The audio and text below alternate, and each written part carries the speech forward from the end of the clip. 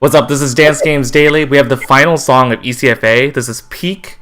It is a 14, maybe, from the ECFA 2021 final boss pack. Originally charted by ITG Alex and released in Prickly Pear's Poppin' Pack.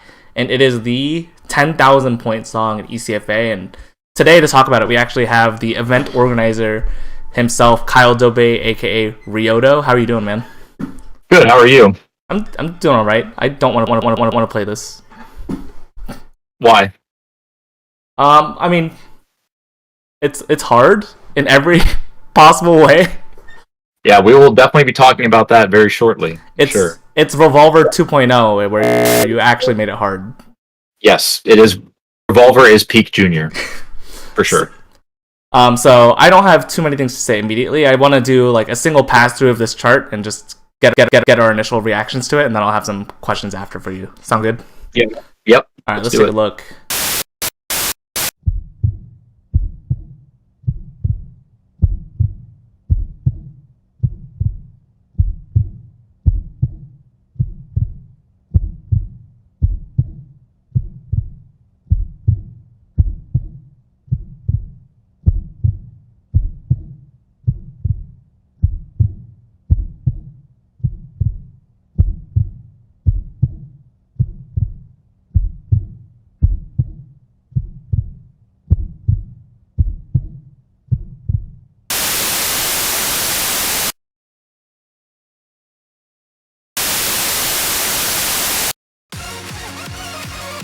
For the hardest song in the game, it's surprisingly not peaked out on every category.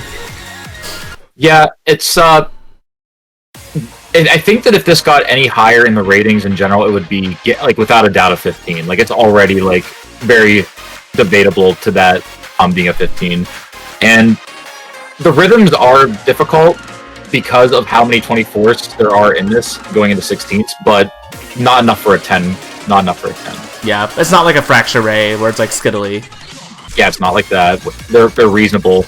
But one thing I'd like to comment on that I think some people get caught off guard by on a first impression is that I believe I gave it a 9 for movement, and people might be surprised by that because there's not a ton of crossovers.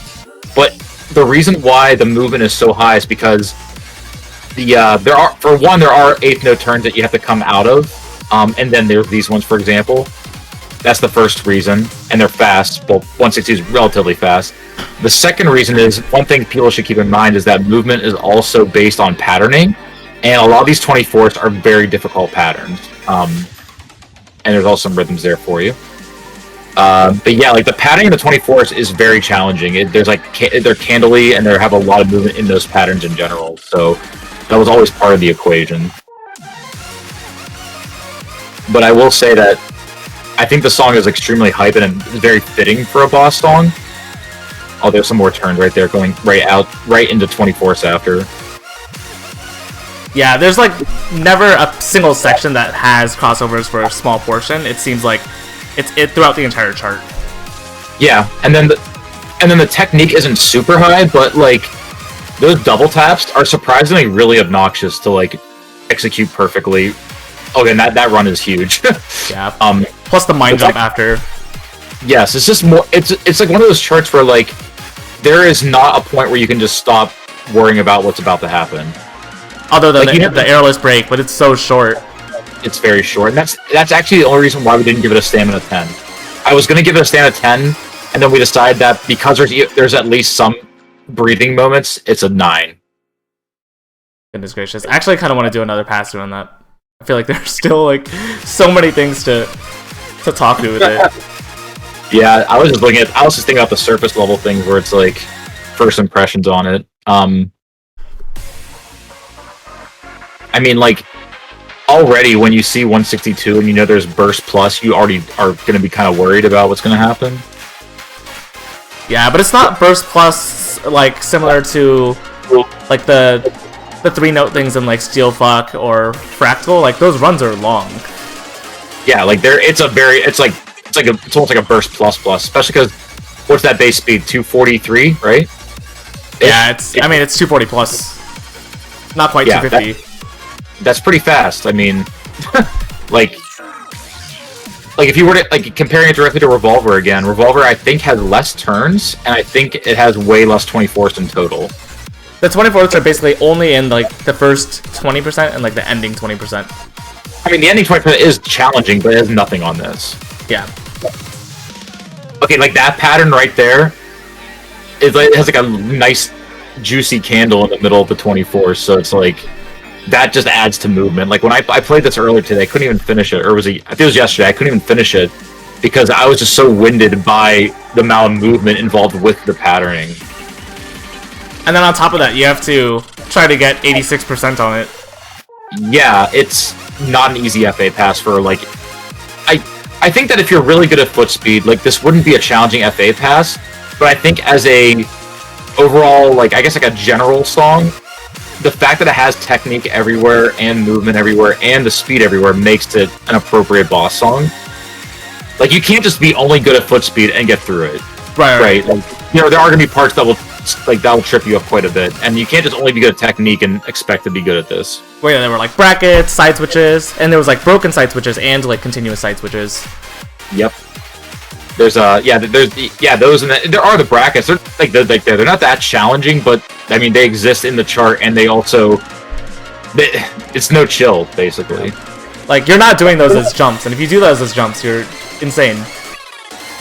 If you even have the energy to do them as jumps. I think mental stamina is also a big part of the reason why it's high in stamina. Like it's literally tiring to just even like think about how to approach every section. Like honestly. How did this chart get selected as the final song? So, what ended up happening was when we were deciding on the 14s, we had a list of 14s we definitely wanted to already have in the event. Like there were some guarantee inclusions. And then we were kind of sifting around for some other 14s, and Pique ended up being one of the 14s we found. And then this was shortly after we decided on the system, the rating system, and we had already done some ratings. We weren't like they were definitely not finalized, but we'd already started like crunching the numbers, and Pique just stood out as having the highest numbers. Like it just, and that was before the formula was done. So that's why the numbers are higher, even though like so the reason why. How did I say this? Like the 14s were kind of not like based around this, but like this had the highest like cumulative numbering for ratings. So because of that, it became the boss song on its own because it just had the highest ratings.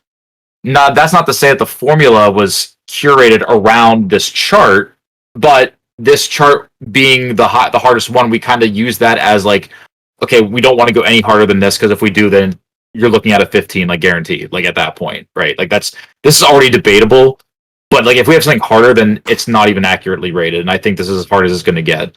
So we kind of just agreed that like 243 and all this stuff going on, and also not so much as in Prickly Pear, which I think made it a better boss song choice because that pack was brand new at the time, made it a really good choice. We had that decided pretty much back in. This was pretty much decided the boss song back in like August, maybe like September or something like that. Pre-release. Yeah, so pretty much like 4 months before the event drop, this was already planned to be the 10K song. And if not the 10K song, at least it was definitely going to be in the pack at that point in time. What were the other contenders for like final boss songs? So we never really had anything specifically chosen, but the other obvious choices were the ones that were in the final boss pack as well. So like things like Discontrolled Galaxy, things like things like trying to think of another one that was up there for a choice. Primetime was too easy, I thought, to be that. Chaos Terror Tech. So basically all the most recent ones were in the ballpark. But the reason why I liked this one the most, well, for one, according to the ratings, it was the hardest anyway. So like that was already a good enough reason in itself. But the second reason is that I think this chart requires the most amount of concentration and the most amount of well-rounded skill sets to be as good as you can on. Like, an example of what I mean is like in Chaos Terror Tech, like you may not have great foot speed, but you could probably get a decent score on that song because it does have a huge burst in it, right, and like a few other parts, but it's not the significant part of the chart. Like that's not everything. There's way more to it than that.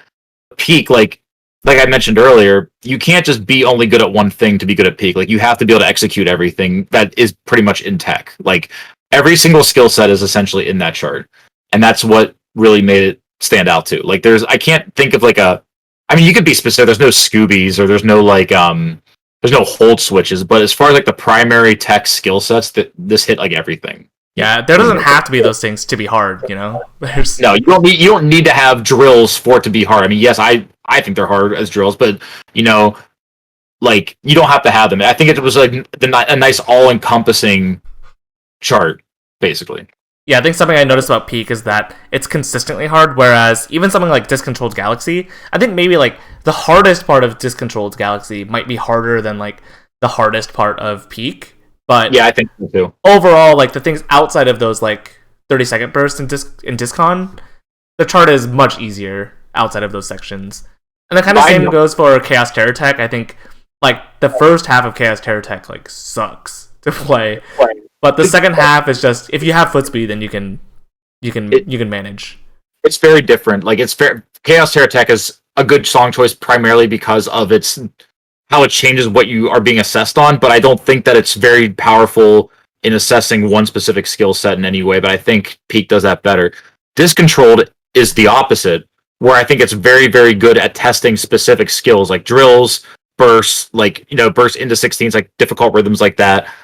There's even a few brackets and turns in that chart, but I thought it was too one-dimensional to make it the final boss. Like, I didn't like the fact that that chart was very, very catered to like one select like skill set. Essentially, I mean, to be fair, I think it's harder than Peak because I'm just not good at that type of chart. But I do think that it was too one-dimensional. I still think Peak is probably the best that we had to work with, like at least at the time. I mean, there may have been better charts that have come out since then for 14s, but I don't really think as a boss song anyway. I'm glad that the song also just feels like a boss song. I'm glad we didn't pick some like corny song that just happened to have a hard chart to it.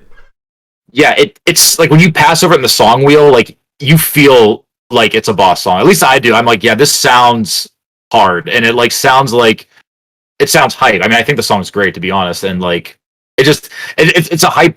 It's hype. It just feels like it makes sense. Like Chaos Terror Tech wouldn't make sense as a final boss song for how it sounds. Same with Discontrolled. I think I would have sounded good, but it's just not hard enough. I think I is also just hard, really, really hard for like the first 20%, and then it's so much more chill after.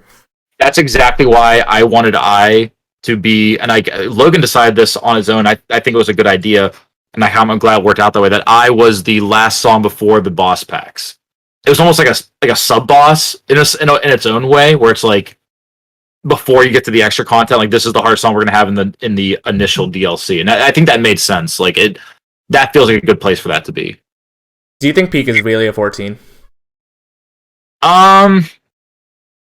No, I don't. But I understand why people think it is. I think there's like, I mean, this has been a problem with ratings for tech for like the last few years, but like I think that the 12s and 13s, and I guess now 14s, honestly, have become like very bloated. Like it feels like the like if you take a chart like Throne, which is probably debatably a 13, but it's at least if it's a 14, it's a 14.0, right? There's just no way that's comparably difficult to Peak. Like they're like calling those one the same difficulty. It just sounds. It just like if you look at them side by side, it just feels ridiculous. Cannonball and Peak. Yeah, and Cannonball is a very low 14 in itself as a stamina chart. Like, but still, I mean, like here, this might sound funny, and you probably are going to feel the same way. You might think this way that I do. However, when I think of Peak, I go back to like Speed Core packs, like Speed Core like 2 and 3 and 4, which sounds silly, but like I think about the breakdowns in those for like how much like 240 they have or 250, and they all had like less than Peak. like they had like less than Peak, and they were 14s or 15s in some cases. I'm like, these have less, and that's not to mention that Peak also has like very difficult patterning. Not that those have good patterning, but one break. Like, yeah, they're still like it's still not easy. But then Peak also has like movement that does require like more effort than just straight up 16s. Obviously, it's going to add something to it.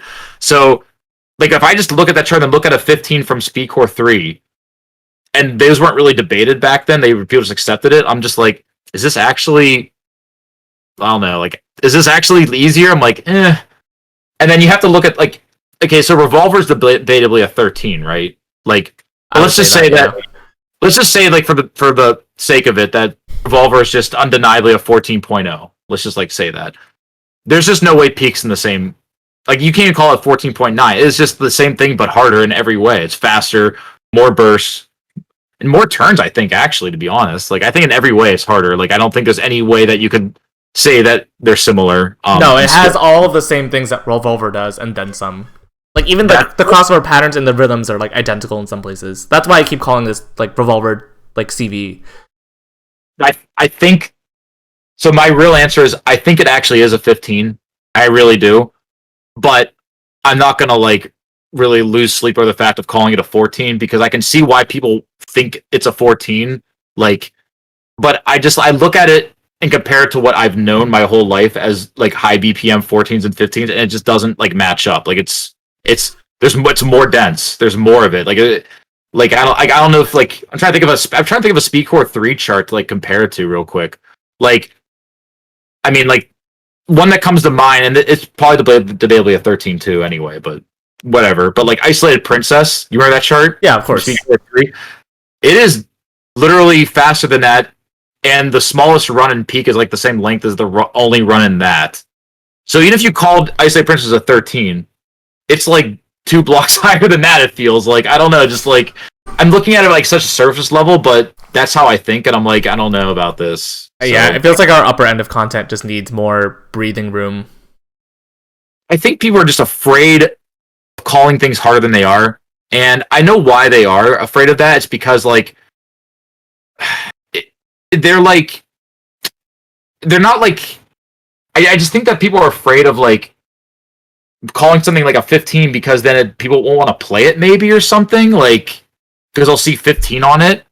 I don't know, like, maybe that's just in my own mind, but I know people get kind of freaked out by difficulty block numbers. Like for example, if I called peak a 13, obviously that's inaccurate, but, like, if I did, people would be less afraid to play it because I called it a 13. Just like Candy Curtain Call, except for the fact that Candy Curtain Call is just blatantly wrong. Yeah.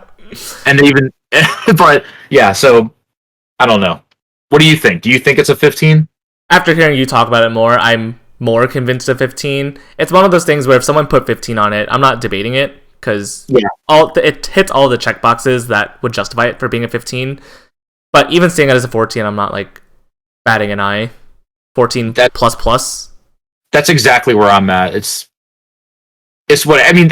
At the end of the day, what I tell people, and this goes for this whole event too, it's like, don't worry about the block difficulty. If it's worth some points, I don't care if you call it a 12, just play, because it's going to make you better at the game if you get good at it, right? Like, don't worry about the number. The number is just there to kind of, like, be, like, a relevant idea of the density and life bar passing. Don't, like, overthink the block. Like, think about the chart, you know? Do you have advice for people maybe trying to approach FA passing it? So one thing I find interesting when I'm looking at the chart, and I haven't even tried to play for an FA pass,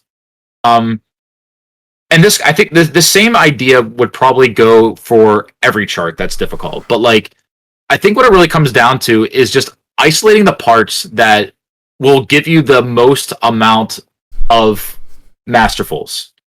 So what I mean is, like, I feel the exact same way.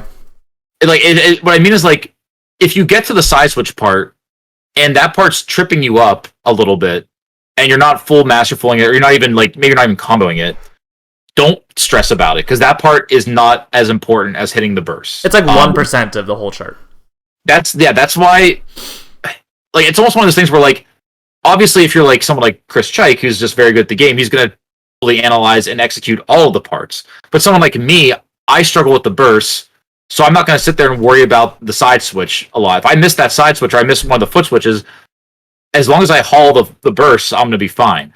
Like, it's like you have to piece it apart and decide what part is most valuable to you. Like, if you're not good at the burst, like, don't train on the crossovers. Like, think about the burst and, like, make that your priority. Even if it means, like, double stepping some of the turns just to, like, be centered so you can approach the burst in a more centered, like, controlled way. Like, some of those bursts, what they do is they'll do, like, I believe it's an eighth note crossover, and then they come out into the burst. Yep. So, like, if you have to double step the eighth note and then come back out, like, you would normally turn it, like, do the former, like, you know, like, make it convenient to make the hard part easier for you. And then once the hard part's easy for you, then kind of go back to the other parts and maybe patch them up And if you haven't gotten the FA pass yet, that's how I've literally approached every chart that's been hard for me. I just think about the part that's going to net me the most credit and make sure I can do it before I worry about the rest. Yeah, I think we approach it the same way, but maybe I just have a different way of phrasing it. I would say try your best to just get through the song first. Just get through and then start assessing where your biggest skill sets are that are causing you to lose points, and then aim for those. Because, I mean, bursts are... Being able to play 24ths at this speed is going to be a majority of where your masterfuls come from. Like, brackets, side switches, foot switches are a much smaller portion. So, there are things that are cheesable because it's such a small portion of the chart, but you can't cheese your way through the 24ths. There's just too many notes. It makes up too much percentage of the song for you to try to just cheese through it. Yeah, like, the brackets and stuff, like, do help your score. So it's not like, if you can do them, don't purposely not do them. Like, only do that if it benefits you to get the burst better.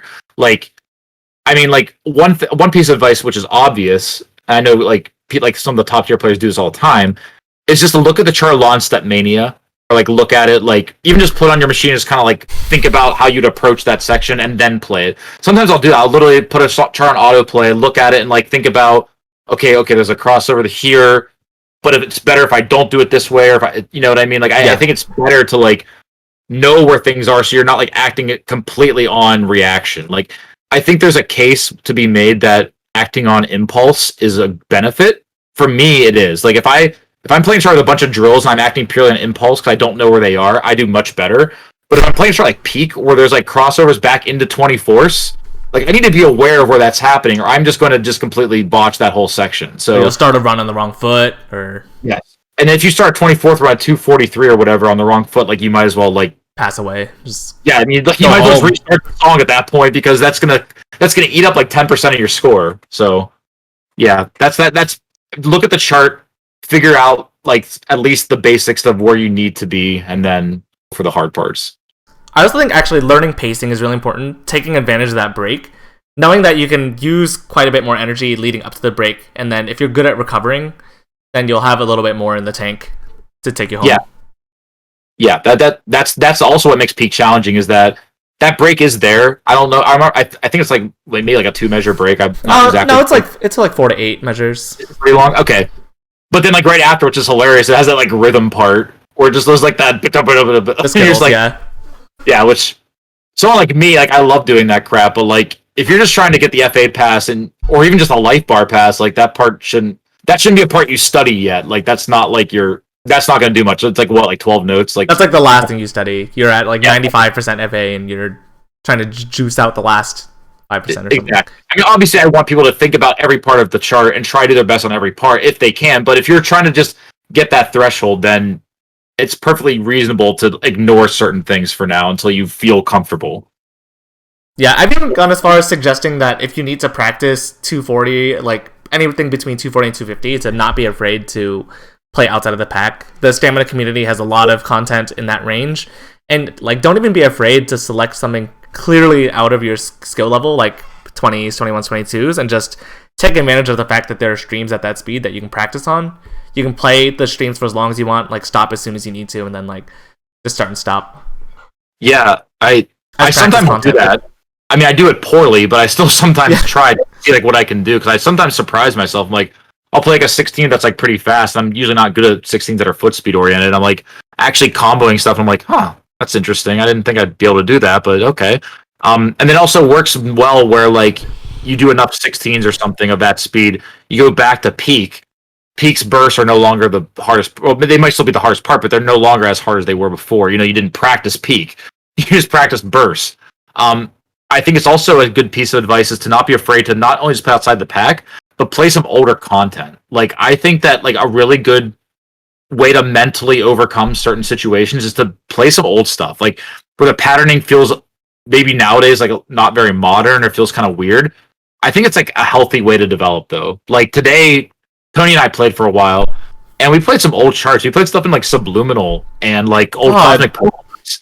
And, like, they were corny, but, like, at the same time, it felt like nice to, like, get out of that, like, comfortable muscle memory I have with these modern charts, just to, like, break away from it. I think that the more content you play, the better the more it helps you. Like honestly, like it's not like when people play ECFA 2021, they shouldn't only stay in the pack. Like I don't want you to only do that. Like I want you to try to do that to like get to improve because it's meant to help you improve. But it's totally fine to like go into some other packs and like experiment, like old or new. Honestly, Yeah, I mean, my foot speed foundation comes from Speedcore and Tachyon, and I think Sudsy got good from like playing old school Dragon Force. yeah. I mean, that's what I used to. I mean, when my foot speed was good, so to speak, better than it is now, I did the same thing. I just played a ton of Tachyon, like Gamma, I think a little bit of Delta, and then I played a lot of Speedcore 2 and 3, a little bit of 4. I remember that, and I mean at the time there weren't that many packs to play that were tech oriented, so like the options were slim anyway, but it definitely helped me. Yeah, I guess my other advice is, don't be afraid of trial by fire. Like picking things that are clearly outside of your comfort zone and just throwing yourself at it to see how you do. Yeah, you might surprise yourself. Like that happens to me like randomly. If I'm really feeling, I'll just play like a 14 that I'm afraid of, and then I'm like, oh, actually did pretty acceptable on that, and then I go back to a 13 that is similar and it is easy. Yeah, I'm typically afraid to, but then Red Zone Nova is always in my Twitch chat telling me to play hard shit, and then I play it, and then it works out. So we're reaching the final month of ECFA. Like, how do you feel the event has gone? Well, I mean, I'm going to be honest. I am very, very surprised at how well it's gone since the initial inception of the event, because 2018 and 2019 ECFA were both good. They were successful in their own way, but there was a lot of flaws involved. And some of those flaws come with the idea that doing this entirely on my own before was really challenging. Like, I had people helping me put in scores all the time, which was really nice of them, but like trying to like find the content and like organize something and check files and updates and blah blah blah, it was just like it made the event less fun for not just me but everybody else, because I couldn't put more into it like I wanted to. Like I always had a vision for it to be bigger, and Logan and I talked about it back in July 2020, and I was very skeptical. Like I didn't want to do it. Like I was like, I don't know if this is a good idea. Like, I don't know if I can want to handle this again. Like it was a lot of work. But then he had a plan with getting people involved, and I wasn't sure if people would want to get that involved to help us. But then, to my surprise, we had a lot of people that wanted to help. So that was really a good thing. I knew for a fact that it was going to be better than 2019. Like I knew it was going to be better. I knew more people would play it. Like I had a good feeling. Like but the amount of people that are still playing and streaming it daily is pretty awesome. Like it slowed down a bit, because it's obviously going to feel a little stale after a while. People have gotten to their peak, or they've gotten as far as they want to get, or people are playing ECS now, which is completely understandable. But the fact that I think we have well over 500 entrants like that have signed up, and we have over like 200 some scores put it. Different people had submitted scores already. I mean, I haven't even put my scores in, so like, there's definitely people that haven't even like posted scores yet. So I'm sure it's more than that. It's just like incredible, because like 2019, I think I only had like 80 entrants, something like that. So you're looking at like 5 times that amount, and then like even 3 times that amount of active players, like more than that probably. Like that's already really cool to me, and it's been very satisfying to like go on Twitter and just see like really like just to see really like humble and like humble posts about like how progressing at a slower pace, but then I look back at their old scores, and they're just like so much better. And then people will just have like they'll make a score post and they'll do like a comparison like day 1 and now, and it's like crazy. Like there's a few players that like they couldn't even pass FA pass 11s, and now they're like trying to do the 14s, like they're FA passing or almost FA passing upshift, and I'm like, holy crap! It only took a few months. Like I can't believe that I actually did it. And like I don't think there's any secret formula. I don't think there's a secret. It's not like what I'm doing is like you just play a lot. It's not like I have a secret like ingredient. It's just like we made a compelling event. We made an event where like there's a way to track your progress. It's visually appealing. There's information on the screen about how hard a chart is, that and people like that information. I love that information. There's accurate tech no annotations. We have downloadable content and streams to watch, like when I like for reveals and like people playing the new content, whatever, that is fun to watch. It's not like that's the secret, like, right? That's how people are getting better. It's not the charts are obviously helpful for getting better at the game because they include skill sets that are very specific in a lot of cases. But really, it's just the fact that it's enjoyable. I mean, that's what makes you better at the game. It's just liking what you do. Sometimes I feel like I'm not getting better, but then when I realize I'm not, it's because I'm just not enjoying the game as much as I was. And there's nothing wrong with that. You know, it just that's happens. But we created something that was compelling and interesting and new, thanks to Steve with Waterfall and all the people who make these charts. That's why I feel successful. Like, do I think it was perfect?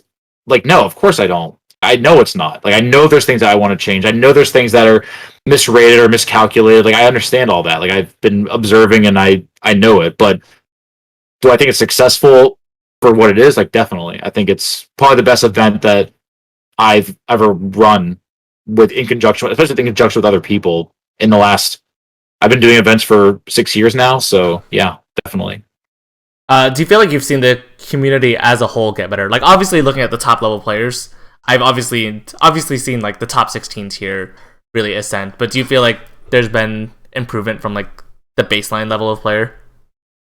Yeah, I've seen some very I've seen players I'd never even heard of or didn't know about, either because they were brand new or they were like old school coming back, that were just going into the sevens and eights and and they're getting those FA passes and they're making feel good posts and I really like that. Like that's a good thing. I think that, and here's the other thing that's interesting about ECFA, not just 2021 either. This has happened in the past. It's especially clear now, but in the past has happened that ever since these events started and as they get better and better, people are more willing to play the game, make charts, participate in the community, help each other out, like stream, join people's stream. Like, so I know you're asking more about their skill level, and I'm saying that I think it's definitely gotten better for the most part. I think some people hit walls. I know some people get frustrated. I know some people, want to take a break, and it's not for everyone.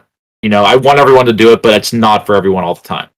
But I think as a community, this type of event has really built it. Like I'm seeing charts from people I've never heard of that are like very well made. Like, I'm seeing people stream I've never even heard of, and they know the community, they know the charts, they know the game, they know like who I am and like other people are. That to me is the improvement, because the bigger the community gets and the more in touch we get with each other, the more supportive we get, the more content we get, the better we all get. And that's kind of what I've always wanted. Like ECFA 2021 is just kind of like the backbone, but it's deeper than that. Like I know for a fact that ever since ECFA started as its own iteration of events, people went out of their way to make charts for ECFA.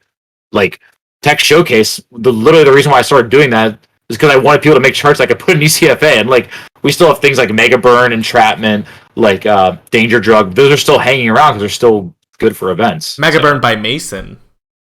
That I love that he made that for this event, because it's like literally one of my favorite nines to play as a warm up. It's like probably is my favorite nine to play as a warm up.